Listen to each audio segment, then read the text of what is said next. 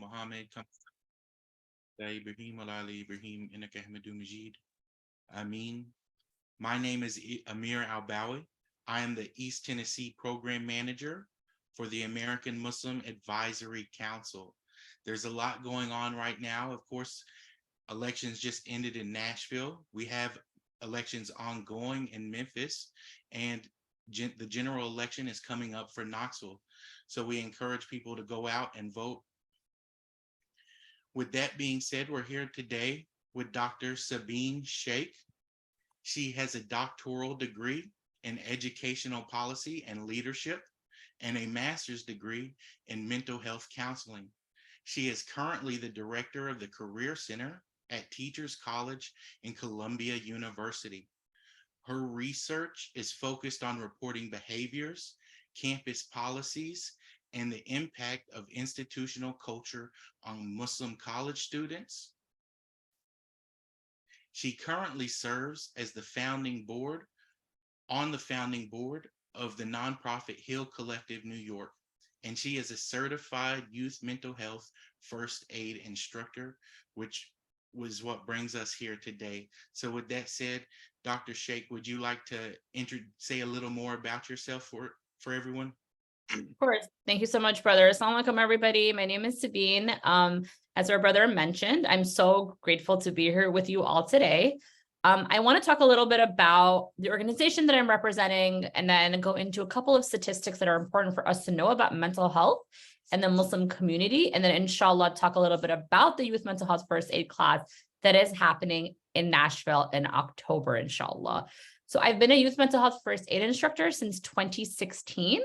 So I've taught this class for a couple of years now, and this class is created for community members. So I am an instructor with the American Muslim Health Profession Organization. They do work in mental health, which includes mental health first aid classes, both adult, which is adults assisting other adults, and youth, which is the youth assisting adults assisting youth. They also do a lot of work with policy and advocacy. They have a Muslim-free clinic, and they do a lot of professional development and conferences to really bring awareness to topics in the mental health sector for the Muslim community, inshallah. So this brings me to why we're here today, really talking about how we can support our Muslim youth in America with mental health. So I'm going to talk a little bit about the issue, prevalence of Muslim youth mental health struggles that are brought to you by the Family Youth Institute that does a lot of research on mental health and Muslim Americans. So we see that Muslim youth experience depressive symptoms and mental health symptoms at similar rates as non-Muslim youth, which is about 20% of them that experience depressive symptoms.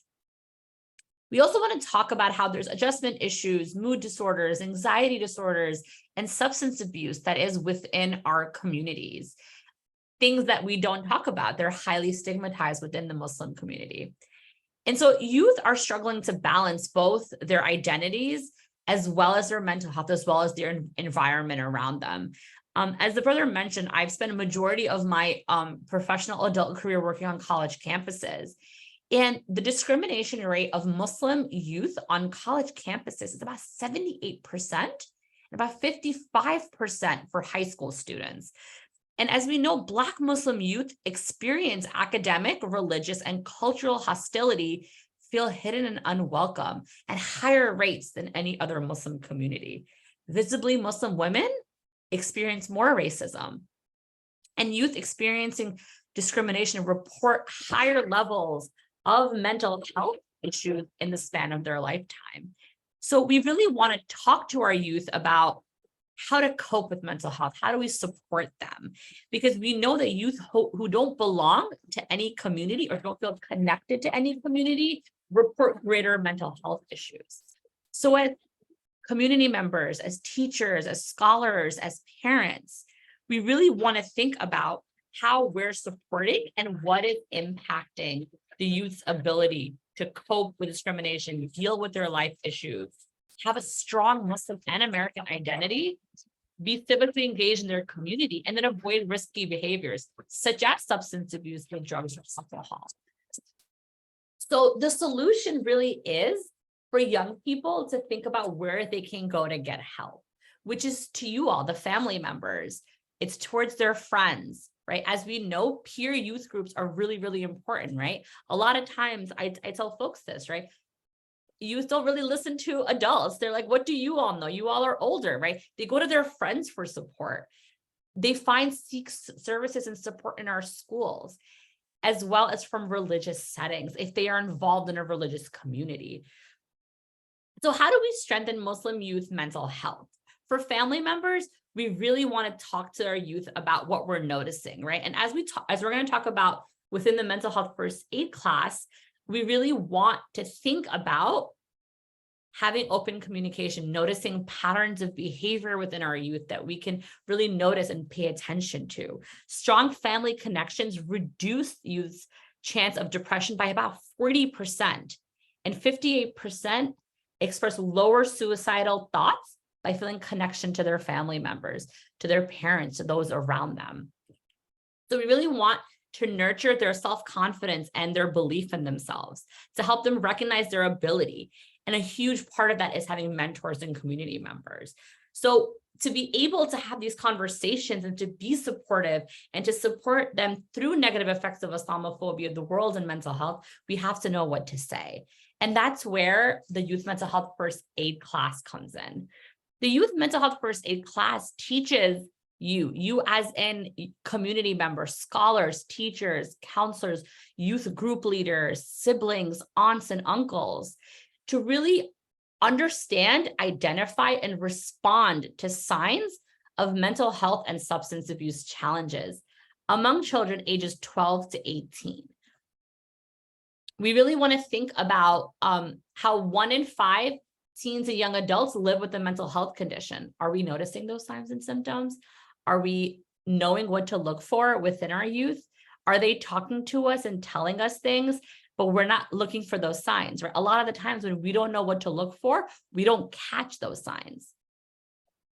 And we also want to think about how 50% of all mental illnesses begin by the age of 14, and 75% of all mental illnesses by the age of kind of in the mid to early 20s. That's very early on. So 75% of mental health illnesses and severe mental illness will show up by someone's mid-20s, right? And again, that's where we come in, right? Teachers, educators, counselors, imams, scholars, parents, to really notice these signs, to have supportive language. So what the Youth Mental Health First Aid class teaches is to how to apply the action plan, which we're going to talk about in the class, inshallah, everybody attends, which is called ALGE. ALGE is an acronym that stands for Assessing for the Risk of Suicide or Harm. Do we know what the signs are? Are we noticing what's going on with the youth? Are they sleeping differently, eating differently? Is it a pattern of behavior? Is this something one-off? Is something triggering this reaction within them? And do we know how to have those conversations with the youth? Do we know how to really talk to them about it if we do notice it? Are we listening non-judgmentally? And I tell folks this all the time. We all think that we're really great non-judgmental listeners, but when we break down listening non-judgmentally within this class, a lot of folks are shocked, right? They're like, wow, was I really paying attention to somebody else? We know this in mental health, that just narrative therapy with no intervention is also seen to increase positive effects in youth. So can you imagine mental health treatment and therapy with intervention, right? So we can just listen to somebody non-judgmentally, try to understand their symptoms, and that's going to be supportive of them. They're not going to feel alone and isolated. The next letter in ALGE is giving reassurance and information, really talking through how do we give reassurance? How do we give that information, right? I love this G because it is hope with facts. How do we provide our Muslim youth with hope, but not just leave them with that hope, but give them that information, those interventions, things they can do and take with them to kind of support themselves. And I say this a lot, and I will continue saying this, language matters. Sometimes we think that the things we say don't have an impact on other people, but they do. So the way we talk to youth, the way we are interacting with our youth makes a huge difference. We also want to encourage appropriate professional help, which is the first E, right? Are we talking to our youth about who are the folks that can help them? Do we us ourselves as the adults in their lives know who to send folks to? Are we understanding that sometimes we have youth that need help, but there's a financial barrier, there's an insurance barrier, there is a lack of resources? I know one of the things that we talk about a lot in the Muslim mental health world is how to support folks into finding Muslim mental health professionals that really understand the intersectionality of being Muslim and also being American for first generation youth, for second generation youth, right? So we really want to break down what does that look like and what are these barriers? Sometimes folks just don't know where to start. Sometimes it's folks don't know where the resources are. And that last E, which is encouraging self-help and other support strategies. Youth are very increasingly resilient. I want us to think about ourselves as teenagers and the teenagers around us, especially in COVID times. Youth are so resilient. They go through hardships, puberty, discrimination, so many things around them, trying to navigate their identities, their religion, trying to figure out where to go to college, what to major in. And they come out of their adolescence and they come into adulthood. And that's beautiful. So how do we also encourage that self-help and other support strategies within our youth? So inshallah, you all come and we can talk more about Algie and how to support our young folks with mental health. How do we talk about mental health with our youth? And a couple of things that I just want to kind of bring up as I kind of end is that this is for everybody. This is for all community members. Anyone over the age of 18 is able to attend this course. It could be siblings, cousins, family members, communities. But it's really important for us to kind of spread the word. We're not going to be able to get our Muslim youth the help that they deserve. And I say deserve because it's not the help that we are gifting them. It's help that they deserve. They deserve to get the support from us. And how are we supporting them? I always say this because this is something that my mom has always taught me since I was a young kid. It's that we make dua, but we also have to do something with that dua, right? We can't just pray. We have to take action. So inshallah, you all spread the word. And inshallah, I see a lot of you this upcoming October for the class. Sister Sabina just put the link for registration in the chat. I'm going to pause here and see if anybody has any questions for me.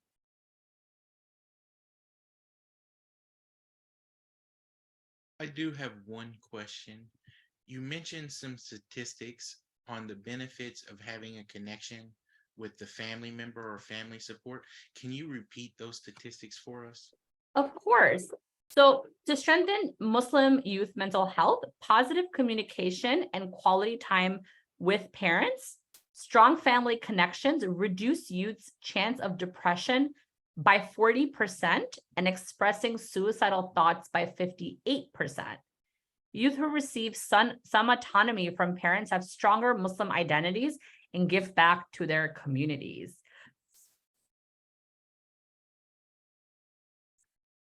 Thank you. Yes. I see another question in the chat box. Brother, did I answer your question?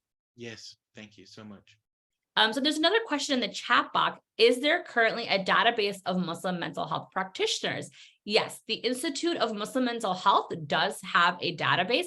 So does AMHP. So both of those organizations do have a list of national. Of course, those are not exhaustive lists because we always are adding folks to it. But yes, I'd be more than happy to send Sister Sabina and Brother Amir a couple of links as well as the statistics that I was reading for you all, so you all have access to those. Inshallah.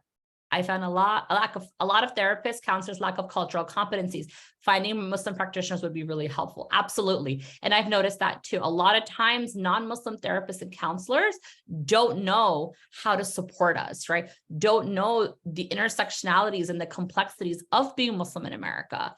And so Muslim practitioners a lot of the times can help fill that gap. And the other thing that I will say is if you're a college student and you're questioning whether you should become a therapist, I'm going to encourage you to do it. We have a lack of Muslim mental health professionals in our community, especially male Muslim therapists in our community. We need those.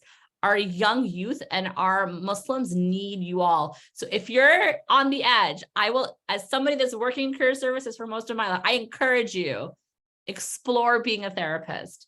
The community will greatly benefit from it.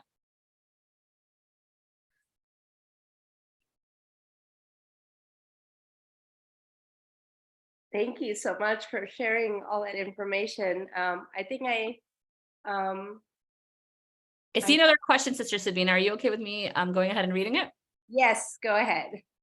Okay, how can the Islamic schools in the Nashville area benefit from this course, and how can we advertise it for them? I will say this, I spent 8 years of my life in Islamic school, junior high and high school, alhamdulillah. And the one thing is that Islamic schools a lot of times lack resources that other schools have, such as school counselors. And so it's not easy for teachers to manage a classroom, teach a subject, and then also give one-on-one attention if they don't know the language for mental health. So I would love a day where I see counselors within Islamic schools. However, it is really beneficial and important for Islamic school teachers to have that information so they can understand when to look at signs and symptoms. So a huge part of this class is to understand what are those signs and symptoms of mental health within youth. So for our Islamic schools, it's important for our teachers to understand it, because a lot of times there is no school mental health counselor, school social worker, or counselor on staff. And how can we advertise for it? Sister Sabina has put inside of the chat a link to the course, inshallah. So you can click on it and send it over to all of the schools within the area. You have another question about NI8. I'm not sure what NI8 stands for, since I'm not from the Nashville area. That's National International Academy. So I am planning to talk with the principal to make sure all the teachers get this flyer and have as many of them sign up for it. But the mosques have shared it out, but we're still getting the word out. But In the chat box. Yeah. I was going to say, if you have a connection with the Islamic schools, send them the link, send them the flyer. And I know Sister Sabina will also share it, but encourage them. I know it's a Saturday, and I know a lot of folks probably have other plans on a Saturday, but I promise you this class is going to be worth it, and you all are going to walk out, inshallah, having those skill sets to be able to support the community.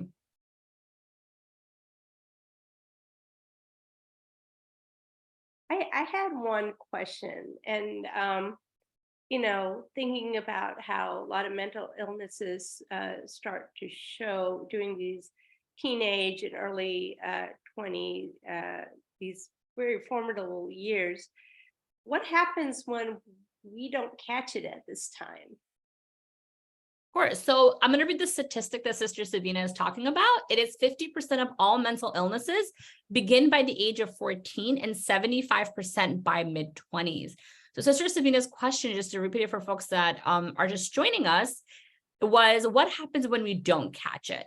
Early intervention is key to better outcomes. The longer somebody spends not catching this, the worse it kind of gets, right? So I want us to think about mental illness very similar to any other physical illness in our bodies, right? If we don't catch it, it's going to get worse until we have an intervention. It is the same thing for a mental illness. The earlier we catch it, the better recovery, and the easier it is for folks to get help. The longer we wait for mental illnesses and the longer we wait to catch it and to see these patterns, the larger, the bigger, the worse it's going to get in regards to symptoms and illnesses. So we want to really make sure, and there's a spectrum in which it is early intervention to recovery. We want to make sure we catch it really early on, similar to heart conditions, similar to diabetes, similar to anything else, right? Like a tumor in the body. We want to catch it before it gets worse and spreads. Not that mental illness will spread, but it kind of will get worse. To have that information so they can understand when to look at signs and symptoms. So a huge part of this class is to understand what are the signs and symptoms of mental health within youth. So a huge part of this class is to understand what are the signs and symptoms of mental health within youth. So understand what are the signs. Thank you. Anybody have any other questions?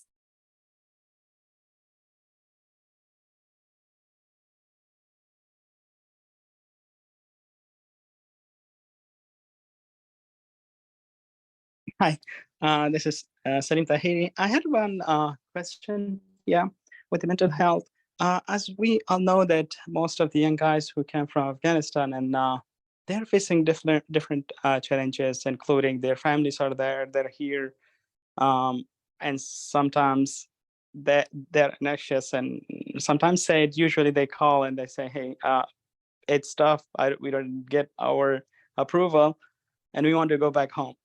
So is there anything that we can put in, or there's some subjects that will cover these guys as well?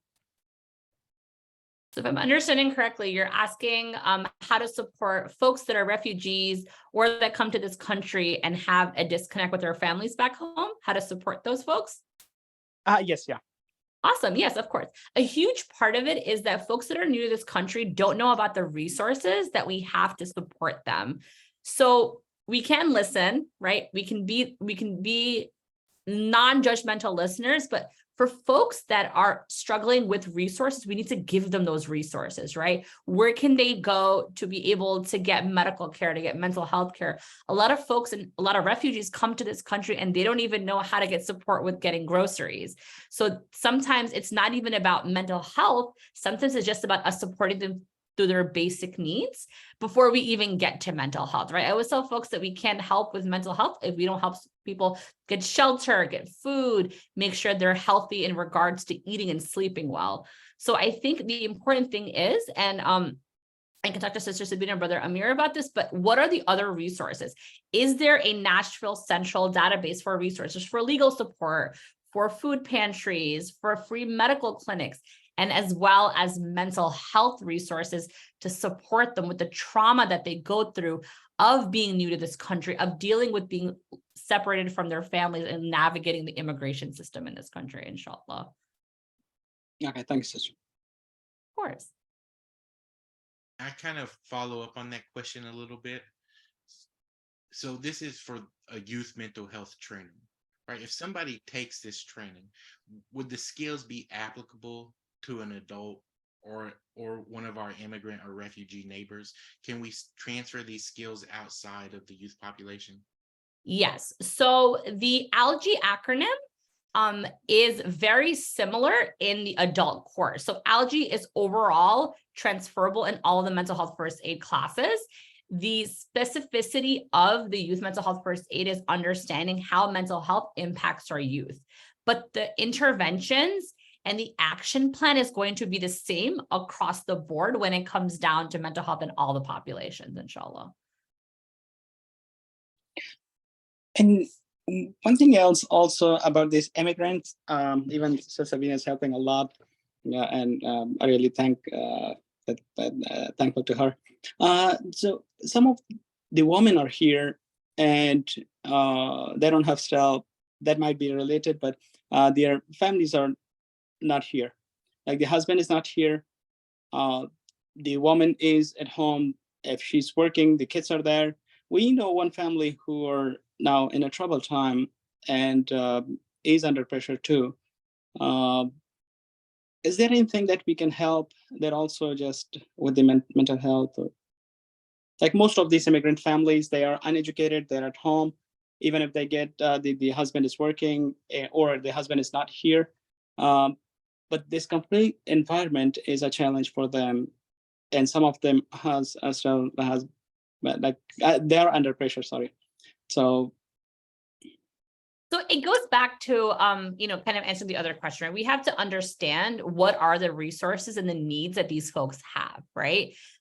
So before we can connect them with resources and help, what are they struggling with and how do we support them? If they don't speak English well, again, it goes back to, we have to connect them with a therapist that speaks their language, right? And so inshallah, that's when that database of Muslim mental health professionals is going to come in really handy, right? If they are from a specific country, is there a therapist that speaks that language or a language close enough in which they can get support? This is across the board for any resource, right? For them, even going to the doctor, it's going to be very difficult if they can't communicate with their doctor.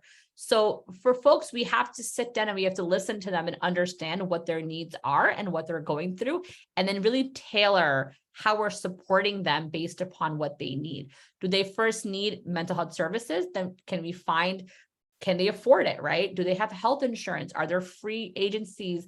Are there free resources within your neighborhood that we can connect them with? Okay, thank you. Of course.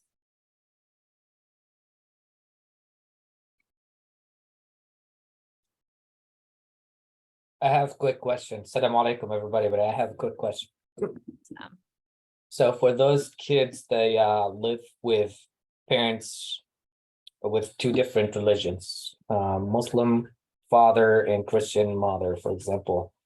They kind of struggle between the two cultures, and they kind of manipulate both parents. Whatever they need, they cannot jump on the parent, I'm on your side, and then they go to the other parent, I'm on your side.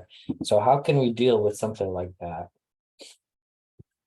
That sounds like more of like somebody who doesn't really understand, is not stable in their identity, right? Of kind of living in both worlds and trying their best to kind of get the best of both worlds. And I would then go back to really think with the parents about the communication between the two parents, right? And that's why the statistics on positive communication and quality time with the parents, right? With both parents, with the family unit is really important, right? So even if they come from two religions, two cultures, are the parents communicating with each other? And that's when, if there's a break in communication, is when the child feels as if I can come in, right? They're not getting their needs met by both parents or as kind of a unit. So then that's why it's easy for them to manipulate each parent. But if the parents were communicating with each other and talking and speaking as a united front, then they can support their child together. And strong family connections is what reduces the youth's chances of depression and suicide ideation, right? If there's a lack of communication, if there's a lack of connection with the family, that's going to impact the youth. So with that situation in particular, I would encourage us to talk to the parents about their communication with each other and their communication about their child with each other. Jazakallah khair.